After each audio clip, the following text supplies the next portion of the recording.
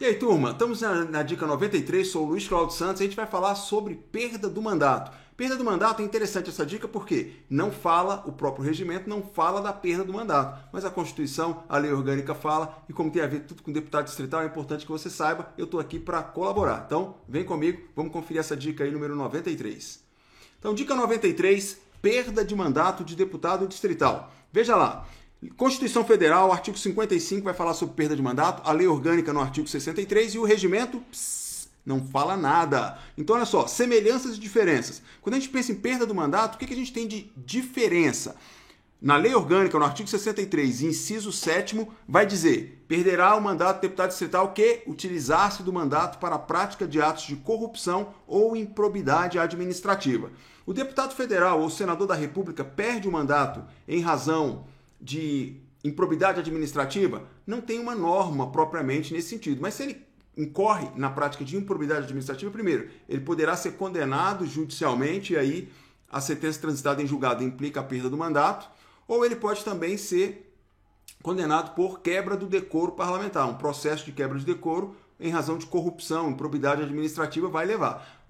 A diferença da lei orgânica é que ela traz como uma cláusula específica os atos, a prática de atos de improbidade administrativa ou de corrupção, que não aparece na Constituição. Então, vamos verificar na próxima parte, aí na tabelinha, a comparação desses itens. Vem comigo. Então, olha aí, a tabela dá para a gente comparar a Constituição Federal com a Lei Orgânica e ver as semelhanças que a Lei Orgânica tem em relação à Constituição Federal. Quais são as semelhanças? A mesa diretora, ela declara a perda do mandato em que situações? A ausência a 1/3 das sessões ordinárias em cada sessão legislativa, salvo licença ou omissão autorizada. Outro caso em que a mesa declara a perda do mandato, perda ou suspensão dos direitos políticos. Ou quando for decretado pela Justiça Eleitoral, cabe à mesa declarar a perda do mandato. Em que situações que o plenário vai decidir sobre a perda do mandato? Quando o parlamentar infringir proibições, que proibições? Aqueles atos que são incompatíveis, não pode acumular funções, por exemplo, cargos públicos. Aí, se infringir alguma daquelas normas, vai implicar a perda do mandato. Quando o parlamentar incidir na quebra de decoro parlamentar. Então, senador, deputado federal e deputado distrital incidiu em quebra de decoro, pode-se abrir um processo, uma representação contra ele, que vai ensejar aí a perda do mandato. E o último caso que está na Constituição, condenação criminal transitada em julgado. Eu botei aí apenas condenação criminal, mas é bom enfatizar que tem que ser com a sentença transitado em julgado. E o corrupção ou improbidade é aquilo que eu apresentei. Isso vai estar no artigo 63 da Lei Orgânica, referente a casos em que o plenário da CLDF vai decidir pela perda de mandato de deputado distrital. A Constituição não traz esse item aí, corrupção e improbidade, que vai estar contemplado dentro da por decoro, quebra de decoro parlamentar, tá bom? Ou sentença judicial transitada em julgado se ele for condenado em razão de corrupção ou improbidade administrativa. Sou o Luiz Cláudio Santos, quero convidar você agora para olhar rapidamente o regimento esquematizado que eu ofereço no meu curso. A gente aproveita e revisa um assunto que a gente já falou em outra dica. Então, posse dos deputados, a posse tardia ou posse posterior. Então, o prazo para a posse dos deputados é o prazo de 30 dias, ou seja, a regra é que o deputado tome posse na sessão preparatória. Quando ele não toma posse na sessão preparatória por alguma razão, ele tem o prazo de 30 dias. Né? Aqueles que tomaram posse na sessão preparatória têm o prazo de 30 dias? Tem, vale para eles também. Só que como eles já tomaram posse na sessão preparatória, não tem por que contar o prazo, só vai pensar nesse prazo para quem não compareceu. Então, qual é esse prazo? Ele é contado a partir de quando? Da primeira sessão preparatória. Então, a sessão preparatória já é o primeiro dia do prazo para que tome posse. Quem não tomar na sessão preparatória pode tomar durante 30 dias. Segundo caso que conta esse prazo, da diplomação, se ele tivesse sido eleito deputado distrital durante a legislatura. Então, vamos supor que ocorreu algum partido que conseguiu vagas, por exemplo, teve algum problema, fraude nas eleições, e aí aquela chapa por inteiro foi declarada pela Justiça Eleitoral, né, que cometeu fraude, então não tão válidas aquelas candidaturas. E aí sobraram então vagas na Câmara Legislativa. Tem que fazer então nova eleição para preenchimento daquelas vagas. É um exemplo aí, por exemplo, quando há fraude nas eleições, é um caso que tem que fazer novas eleições e aí o prazo de posse vai contar a partir da diplomação. Outra questão, do registro do fato que ia ensejar por convocação do presidente da CLDF.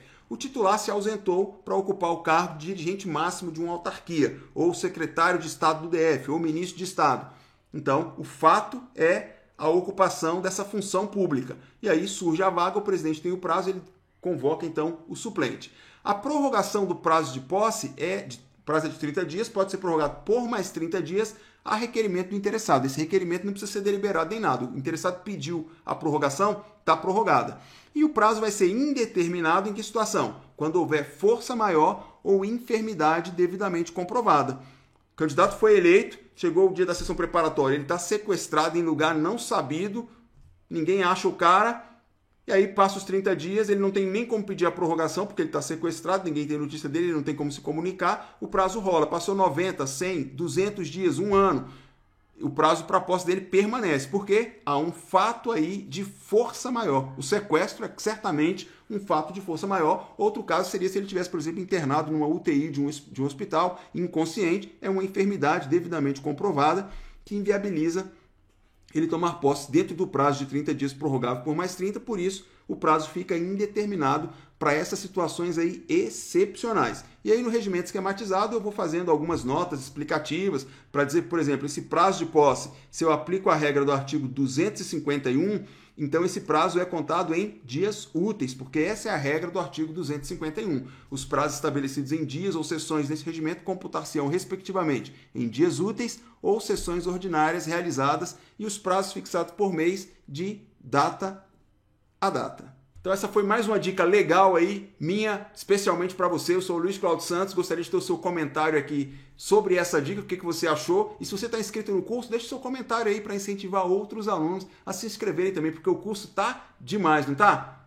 Revisão ninja, fantástica, regimento esquematizado, os exercícios que estão bombásticos e o simulado, gente, não tem nem o que falar, né? Estão demais. Trabalhar questão de prova ou questões que eu simulei para vocês, como sendo a banca fazendo num altíssimo nível, padrão já 2017, cara, quem não quiser fazer esse curso é porque não quer a vaga. Quem quer a vaga, certamente já está lá, está inscrito. E se não se inscreveu, vai se inscrever agora que viu essa notícia. Um abraço.